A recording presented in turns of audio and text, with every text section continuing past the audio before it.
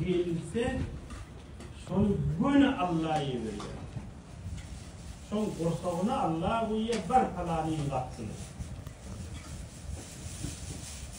Şu geliyen mün bereket ve mün afet bilinmeli. Şu hormat koyullu öydeki ovadaki afet alıp gidiyor. Şu gelenin anırda bir derek adam olar, o talibinin işini yok. Anırda kova adam olmuş, onun işini yok. Bak katillerdi, Türkmenler kova diye, Tatasanın kadını. Aşka tanıyan bir derek adam, kapını verse o yaptığı katır.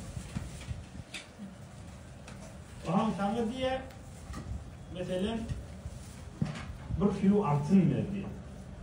Sen de ya bağırın ya yok. Şimdi onu vermekten vazifen diye. Şunu bir boş kaytarması olur. Yenicedir, bir cevap taraf diyor. Onu almanı zaman gitti, şimdi o kimse öğrenir.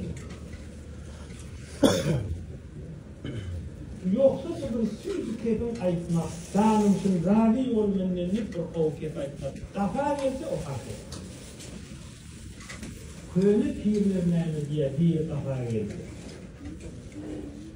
Mihmansılık bilen gelsedir, yan kıyanet dililçilik bilen gelsedir. Çok hafif kakanadan şifreyle kıyırıp durdur diye.